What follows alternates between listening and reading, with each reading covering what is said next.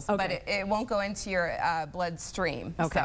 So that's now, morning. That is morning. So mid-afternoon, you're kind of feeling sluggish anyway. So I recommend having a cup of green tea because you're not only going to have the caffeine benefit, but you're also going to have the antioxidant benefit. So think of flavonoids middle of the day. Flavonoids actually increase circulation. Okay. So have you ever thought about like at 2 o'clock or 3 o'clock, you're sluggish, you're really tired? Well, you need those flavonoids. So don't, instead of going to the vending machine, bring a cup of blueberries, bring a handful of nuts, have some green tea, and my favorite is dark chocolate, but unfortunately, girls, I ate it all last night.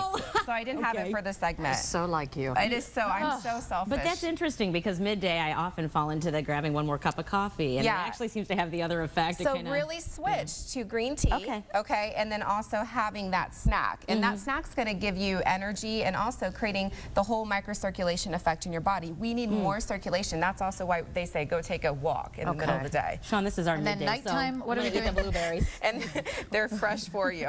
What are we doing at night then? Okay, at night we're going to apply eye creams that have retinol in them. And again, you can find them at other places. You're just looking for the operative word is retinol. That's the key active ingredient. And the reason why is our eyes as we age tend to thin out. Okay, the skin thins right under the eye. Not the eyes, the skin. I was like, no, the eyeball stays the same. Have a blueberry here. It'll help you.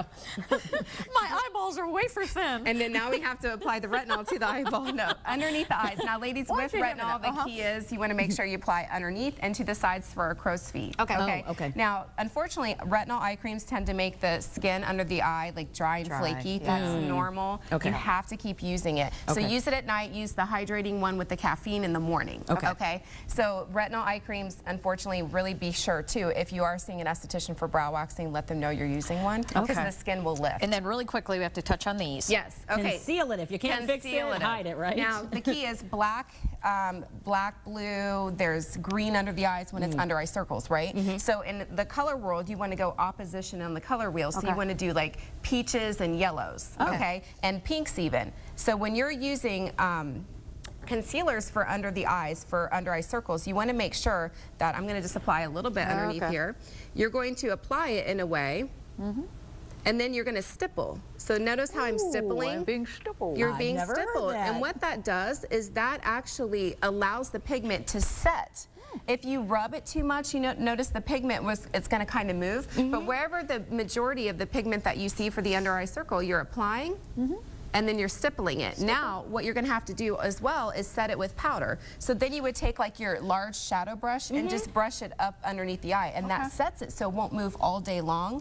And the key with under eye circles too is you may have to bring that concealer with you to work. Because as the day goes on, have you ever noticed you look in the mirror, you thought, what happened to me? Well, it's every day. It is the fact that we're sweating and we're working on the computer. Maybe our mascara falls underneath of our eye. So it's important to bring your concealer and touch up throughout the day and look refreshed for your evening cocktails. Great. Thank you so much. You have to stipple my other side. There you go. You look very well rested, Sean. Very well rested. A one-sided stippler. I knew it.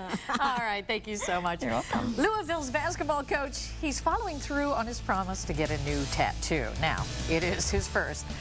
His team won the national championship, so this is why he said he would do this. Okay, now he's going to be 60 years old. 60. Getting some fresh ink. Coming up, we are talking about how old is too old to get a tattoo. That's ahead at 9:30.